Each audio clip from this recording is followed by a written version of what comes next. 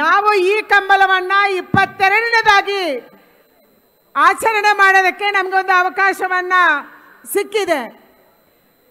ಅಂದರೆ ನಮ್ಮ ಕಂಬಳಕ್ಕೆ ಕೂಡ ಒಂದು ರೀತಿಯ ಆತಂಕ ನಿರ್ಮಾಣ ಆದಂತ ಸಂದರ್ಭದಲ್ಲಿ ಸರಿಯಾದ ರೀತಿಯಲ್ಲಿ ವಾದ ಮಂಡನೆ ಮಾಡಿದ ಪರಿಣಾಮವಾಗಿ ಸುಪ್ರೀಂ ಕೋರ್ಟ್ ಅಲ್ಲೂ ನಮ್ಮ ಪರವಾಗಿ ಆಗಿದೆ.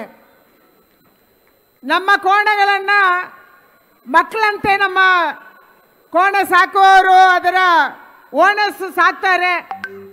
ವರ್ಷದಲ್ಲಿ ಕಂಬಳ ಇರುವಂಥದ್ದು 2-3 ತಿಂಗಳು ಮಾತ್ರ, ಅದು 20-22 ಮಾತ್ರ. ಎಲ್ಲದರಲ್ಲಿ ಎಲ್ಲರೂ ಭಾಗವಹಿಸಲ್ಲ.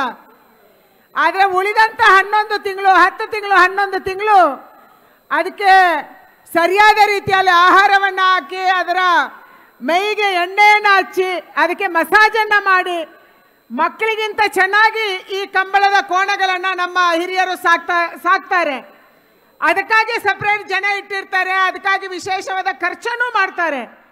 ಅಂದರೆ ಇದು ಯಾವುದೇ ರೀತಿಯ ಹಿಂಸೆ ಕೊಡೋದಕ್ಕಾಗಿ ಅಲ್ಲ, ಕೇವಲ ಕ್ರೀಡಾತ್ಮಕವಾಗಿ ಇದನ್ನು ಬೆಳೆಸುವಂಥದ್ದು. ಮತ್ತೊಂದು ಪ್ರತಿಷ್ಠೆ, ಕುಟುಂಬದ ಪ್ರತಿಷ್ಠೆಯಾಗಿ ಕಂಬಳದ ಕೋಣಗಳನ್ನು ಸಾಕುವಂಥದ್ದು ನಮ್ಮ ಜಿಲ್ಲೆಗಳಲ್ಲಿ ನಡ್ಕೊಂಡು ಬಂದಿರುವಂಥ ಪದ್ಧತಿ. ಅದಕ್ಕಾಗಿ ಇವತ್ತು ನಮ್ಮೂರಿನ ಜಾನಪದ ಕ್ರೀಡೆ, ನಮ್ಮೂರಿನ ಕಂಬಳ ನಮ್ಮ ಬೆಂಗಳೂರಿಗೆ, ನಮ್ಮ ರಾಜಧಾನಿಗೆ ಬಂದಿದೆ. ಇದರಲ್ಲಿ ಭಾಗವಹಿಸಿರುವಂಥ ಎಲ್ಲರೂ ಕೂಡ ಉಡುಪಿ ಮತ್ತು ದಕ್ಷಿಣ ಕನ್ನಡ ಮತ್ತು ಆಸುಪಾಸಿನ ಬೇರೆ ಬೇರೆ ಭಾಗದಲ್ಲಿ ಕೋಣಗಳನ್ನು ಸಾಕಿರುವಂಥವರು ಇವತ್ತಿಲ್ಲಿ ಬಂದಿದ್ದಾರೆ. ನನಗೆ ಅನಿಸುತ್ತೆ ಬರುವಂಥ ದಿನಗಳಲ್ಲಿ ಬೆಂಗಳೂರಲ್ಲೇ ಕೂಡ ಕೋಣವನ್ನು ಸಾಕಲಿಕ್ಕೆ ಆಸಕ್ತಿ ಈ ಕಂಬಳದಿಂದ ಬರ್ಬೋದೇನೋ ಅನ್ನುವಂಥ ಒಂದು ಭಾವನೆ ಕೂಡ ಮೂಡ್ತಾ ಇದೆ.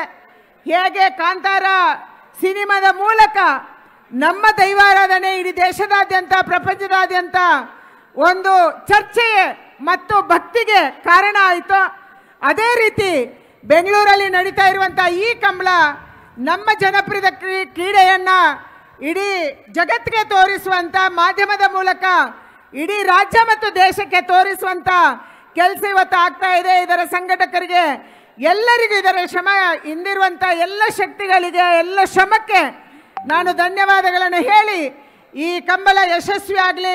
ಯಾರೇ ಗೆಲ್ಲಿ ಯಾರೇ ಸೋಲ್ಲಿ, ಆದರೆ ಬೆಂಗಳೂರಿನ ಕಂಬಳದಲ್ಲಿ ಮೊದಲ ಬಾರಿಗೆ ನಾವು ಭಾಗವಹಿಸಿದ್ವಿ ಅನ್ನುವಂಥದ್ದೇ ಹೆಮ್ಮೆಯ ವಿಚಾರ ಆಗಲಿ ಅನ್ನುವಂಥದ್ದನ್ನು ಹೇಳಿ ನಿಮ್ಮೆಲ್ಲರಿಗೆ ಕೂಡ ವಂದನೆಯನ್ನು ಸಲ್ಲಿಸಿ, ಏರೇರೆ ಉಡುಪಿರ್ದು ಕುಡ್ಲಾರ್ದು ಗೋಣೆರೊಟ್ಟು ಬತ್ತದಾರು ಈ ಕಂಬಳನ ತುಯ್ಯರ ಬತ್ತಾರು ನಿಕ್ಲೆ ಮಾತ್ರ ಅಭಿನಂದನೆನ ಪಣ್ಣೊಂದುಲ್ಲ, ನಿಕ್ಲೆ ಧನ್ಯವಾದ ಕೊರೊಂದುಲ್ಲ. ಭಾರಿ ಕಷ್ಟದ ಸಾಧಿಟ್ಟು ನಿಕ್ಲೆ ಬತ್ತಾರೆ. ನಮ್ಮ ಘಾಟಿಗೆ ಈ ಗೋಣೆರೇನು ಸೇಫ್ ಆತು ಲೆತ್ತೊಂದು ಬರ್ಪನ ಸುಲಭದ ಕೆಲಸ ಆತು.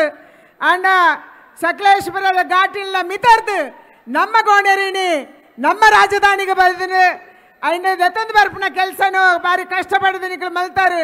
ನಿಕ್ಲೆ ಪೂರೇನು ಅಭಿನಂದನೆಯನ್ನು ಸಲ್ಲಿಸೋದು, ನಿಕ್ಲೆಗೆ ಧನ್ಯವಾದ ಕೋರೋದು.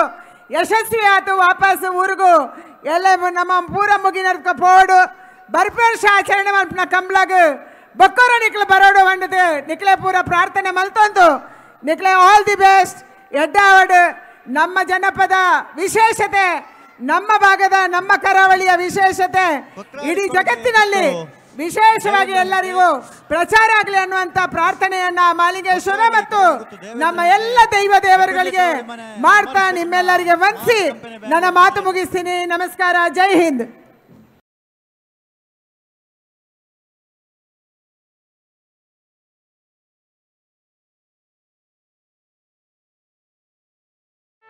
ಸುದ್ದಿ ಚಾನಲ್, ಕ್ಷಣ ಕ್ಷಣದ ಸುದ್ದಿಗಾಗಿ.